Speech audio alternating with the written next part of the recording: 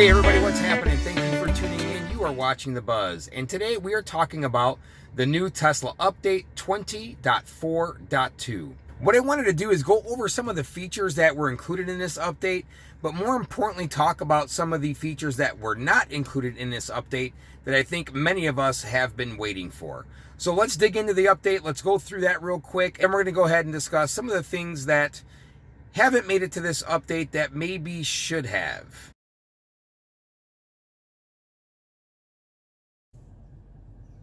All right, so here you can see software update 20.4.2, and you know there was this was actually a very small update.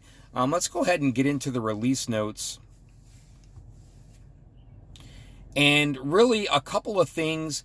Beach buggy racing, which we all knew was coming from Elon's tweets. It is a pretty cool, fun game to play when you're sitting supercharging or waiting for your wife while she's shopping in the store. I drove in the water, Daddy. That's okay. Oh shoot, my car doesn't go.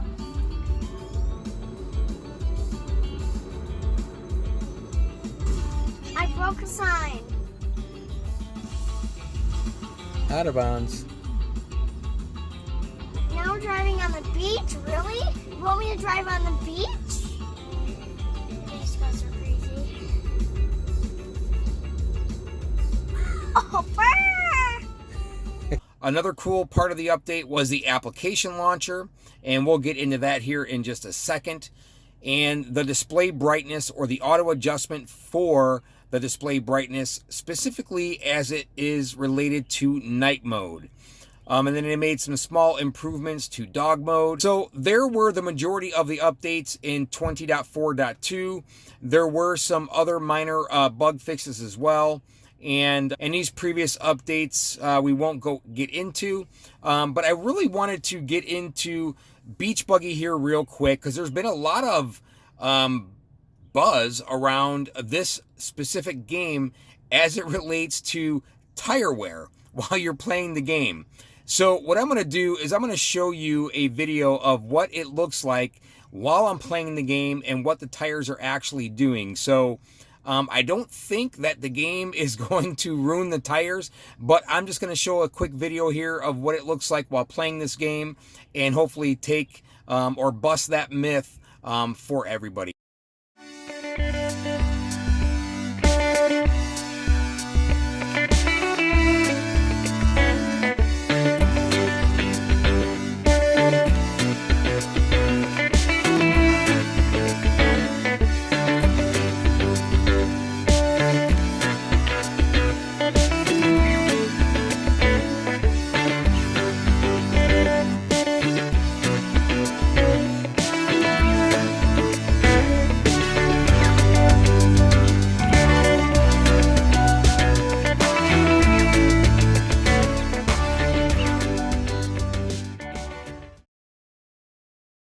The application launcher, so let's just get into that real quick. So now, instead of having a little box or a little card here in the corner, we now have a banner that goes across the screen. Zoom out there a little bit so everybody can get it. And all of your functions or all of your apps are located here now. There are quick launch for the arcade, so you can go right there and get to the arcade.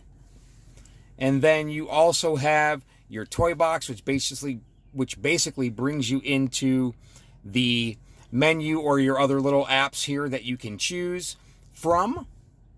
And that's pretty much it as it relates to the toolbox. So the auto brightness, and I wanted to get in this a little bit, and I did try to take a video and a snapshot of this.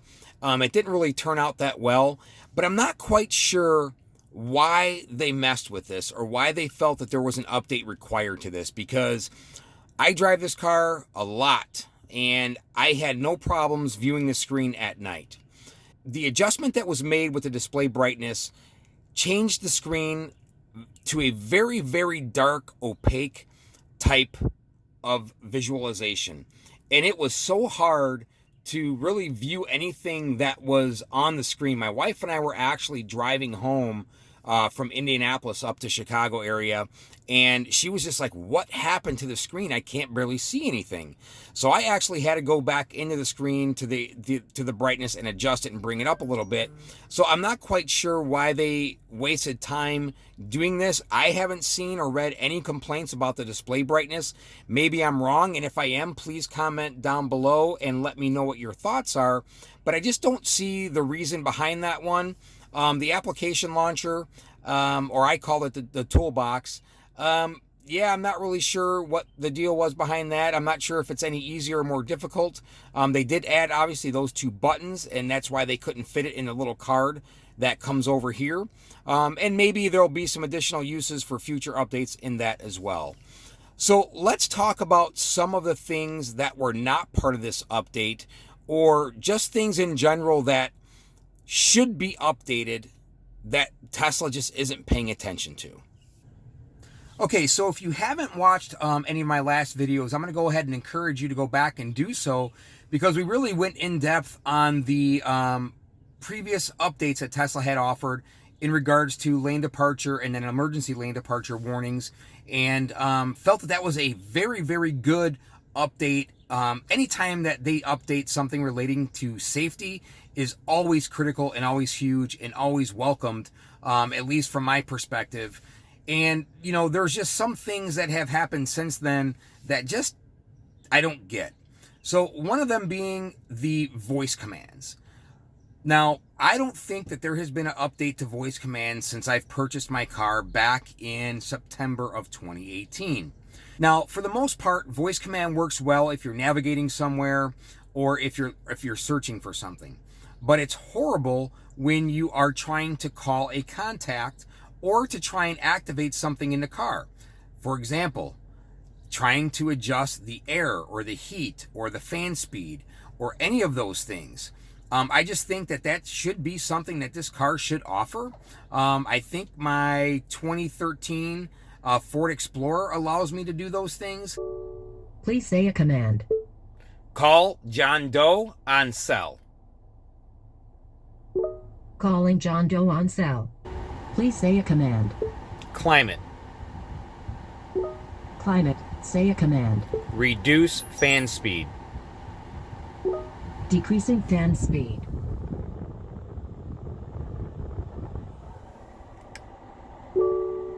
Please say a command. Climate. Climate, say a command. Increase temperature. Increasing temperature. Please say a command. Climate. Climate, say a command. Increase fan speed. Increasing fan speed. Please say a command. Climate. Climate, say a command. Adjust temperature to 65 degrees. Did you say 65 degrees? Yes. Setting temperature to 65 degrees. Please say a command. Radio. Radio, say a frequency or preset. 105.9. Tuning to FM 105.9. It's not that it's that big of a deal, but I think it's an enhancement that goes a long way.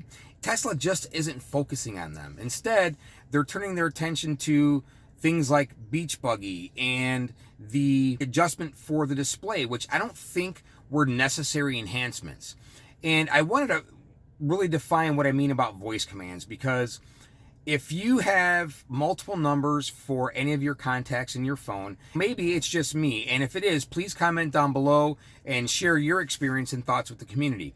But if I go ahead and if I say, call my wife on her mobile, it brings up every single phone number that I have listed for her instead of just choosing her mobile number and calling it.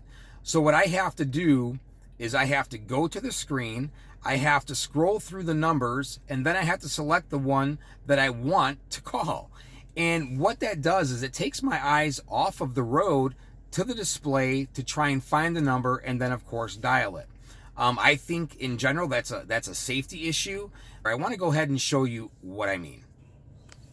Okay, so let's go ahead and give this a try. I created a fake contact, and let's see how this works. Call John Doe on mobile.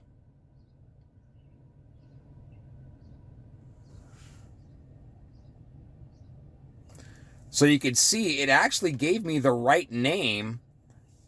Let's try that again here. Call John Doe on mobile. So it heard me correctly. And it's listing out the names. I don't know why it's doing that, but here, let's go to John Doe. And you can see, so it's not working. And so there's all the numbers listed. So I have to, turn away from the road and try and scroll through all of that. And the odd thing is it heard me correctly. You saw it repeat the name, John Doe, but it did not bring up the mobile number. Okay, so here we're just going to do a demonstration real quick on some of the voice commands that I think should be activated in this car. And we're going to see how accurately the voice command interprets what I'm saying. Set fan speed to 5. Perfect. Set AC to 65 degrees.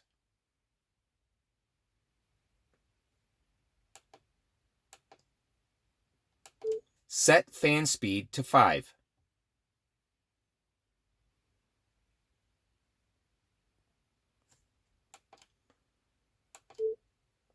Set AC to 65 degrees. Set heat to 85 degrees.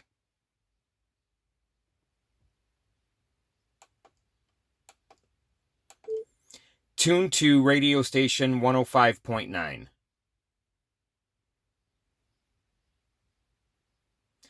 You see, it actually does a really good job of capturing my voice really accurately, but there's no engine to turn that command into an operation. And I think that's what's missing. As I said earlier in my video, my 2013 Ford Explorer does about 99% of those commands that I just made here to the Tesla Model 3. I think those enhancements go a long way and allows me to be able to drive the car without having to touch the screen. It gives me the option to either go through it manually or do it through the voice command. And I think that is a feature that has been lacking for a long, long time. And I hope Tesla enables those voice commands to allow us to control the vehicle. So for some people, it may not be that big of a deal. But when you have a lot of contacts with a lot of numbers and you spend a lot of time in the car and you're using it quite frequently, it's just one thing that I think that they can fix relatively quickly, but they just seem to overlook it. So comment down below, let me know what your thoughts are as it pertains to the voice commands. I would also love to see the ability to be able to adjust the fan, turn down the temperature, turn up the temperature, or whatever it may be. Again, I think that those are bonuses and those are wins, just like Beach Buggy and the auto display and some of the other features that have been embedded in these updates over the past 9 to 10 months. So comment down below, let me know what your thoughts are on this one specifically. Now, I wanted to get into one more, which really isn't that big of a deal, but a lot of people seem to be buzzing about it. For me, yeah, it would be cool because I can actually use this probably each and every day, which is the advanced summons. Now, Elon has just tweeted out over the past couple of days that the new version of advanced summons will be hitting the beta testers within the next 3 weeks. Now, this isn't a feature that really brings any practicality to the car. Isn't really that important, I guess I want to say, like I feel that the voice commands are, or the safety features that have been released in the past. But it is a very, very cool feature that I think everybody is really wanting to get in their hands to use. Now, I park in a parking lot and could really have that car come pick me up about, a half a block or so away if it will work that well, and so I can jump in the car and head out. So that would be pretty cool. So comment down below, let me know what your thoughts are, folks. But there is my brief, real quick overview of 20.4.2, as well as some of the things that I think are just missing. The voice commands. I really wish Tesla would start paying a little more attention to the voice commands of the car so we can really enrich the experience of driving the vehicle. So there you have it, folks. Thank you so much for tuning in. We do truly appreciate it. And please don't forget to give the video a thumbs up and don't forget to subscribe. Thank you very much.